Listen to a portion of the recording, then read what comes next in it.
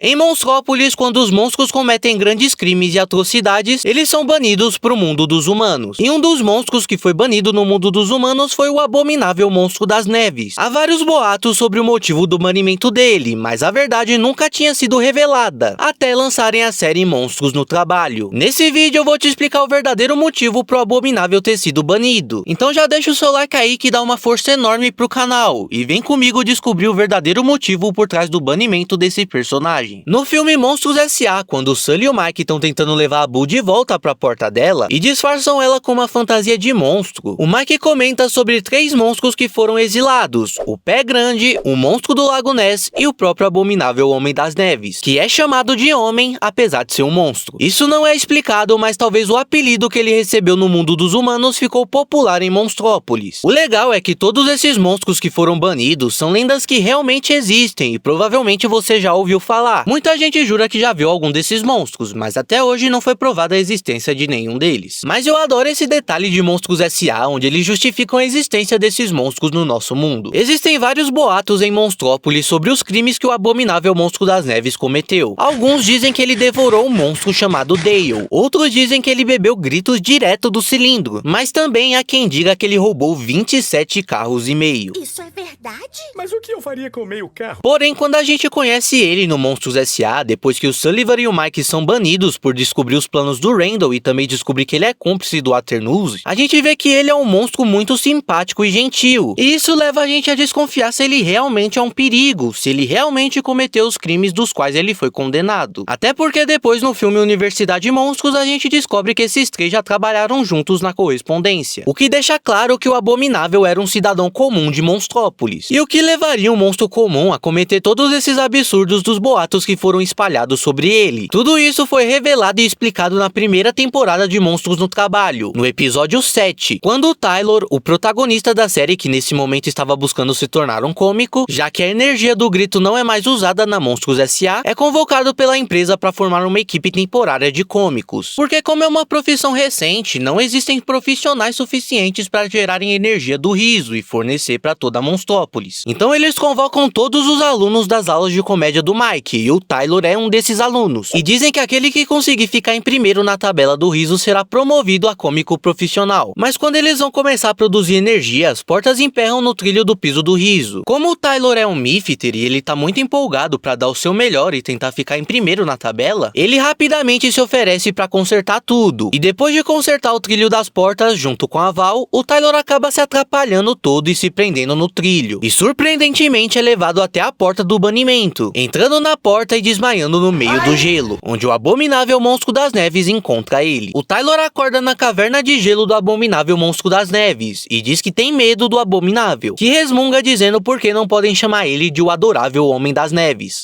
Por que não podem me chamar de adorável Homem das Neves? Por que Homem das Neves? Eu não sou feito de neve, nem sou um homem!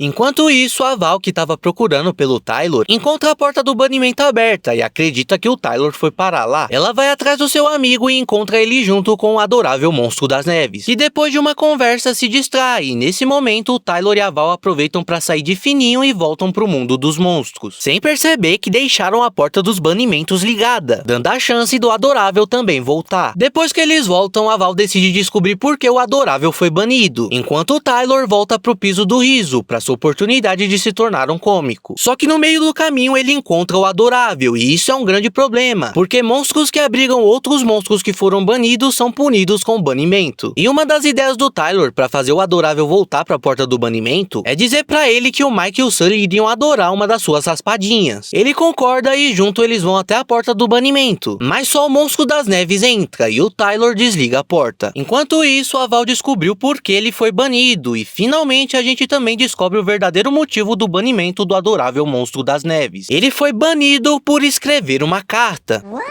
Pois é, lembram que no filme Universidade Monstros mostraram que ele trabalhava na correspondência da Monstros S.A.? Durante mais um dia de trabalho normal na Monstros S.A., ele descobriu o plano do Randall e do Waternoose de extrair grito das crianças e resolveu escrever uma carta sobre os planos do Waternoose e enviar para autoridades competentes para cuidar do caso, porém de alguma maneira o Waternoose descobriu. Não é explicado como, mas talvez o Randall viu o adorável espiando e começou a ficar de olho nele, descobrindo a carta que o adorável escreveu e informando o Waternoose Waternoose, e decidiu banir ele para manter os seus planos seguros, mandando o Adorável pro Himalaia e espalhando todos aqueles boatos sobre o que ele tinha feito, para não descobrirem o verdadeiro motivo do seu banimento. E depois que o motivo do banimento foi revelado na série, eu fui assistir novamente Monstros S.A. e percebi alguns detalhes que me fizeram acreditar que os outros monstros que foram banidos também são vítimas. Quando o Sully e o Mike foram banidos, o Adorável recebe e abriga eles, tentando se aproximar, puxar a conversa e criar uma amizade. Mas se você foi banido injustamente e você sabe que os verdadeiros culpados vão parar ali, você não vai querer se tornar amigo desses monstros perigosos. E ainda o Adorável revela em um diálogo que conheceu e era amigo do Pé Grande. Ser banido não é fácil.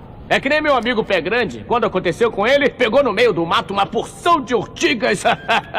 Pôs na cabeça que nem coroa e virou rei coceira. Então, quando ele recebe bem o Mike e o Sully, sendo um monstro que não cometeu nenhum dos crimes dos quais ele foi condenado, mostra que ele espera que outros monstros também estão sendo banidos injustamente. Porque ele é inocente. O Pé Grande também deve ter contado pro Adorável que era inocente, e foi aí que ele percebeu que nem todo monstro que foi preso lá é culpado. Se você considerar que os 3 últimos monstros que foram banidos, o Adorável, o Mike e o Sully eram inocentes, porque o Pé Grande e o monstro do Lago Ness também não seriam vítimas do Waternoose. Se o monstro do Lago Ness e o Pé Grande também são inocentes, talvez a gente nunca saiba disso, mas comenta aí o que você achou dessa minha teoria. Voltando pro momento que a gente e o Tylor descobrem o verdadeiro motivo do banimento do adorável monstro das neves, o Tylor abre mão da sua chance de se tornar um cômico e junto com a Val vai ajudar o adorável. Eles trazem a porta do banimento pro piso do riso e saem no meio de todos ali, trazendo as famosas raspadinhas do adorável. E revelam a verdade pro Sully e pro Mike, que agora são CEOs da Monstros S.A.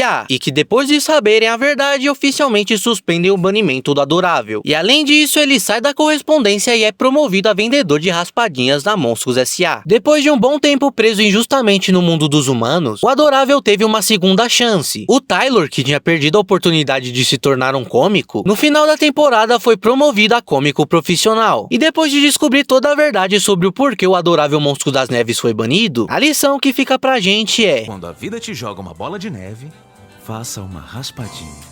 E se você curtiu o vídeo e gosta de animações, se inscreve no canal, porque aqui eu posto vários vídeos com curiosidades, teorias e muito mais sobre esse universo. Com isso eu vou ficando por aqui, muito obrigado pelo seu tempo e até a próxima.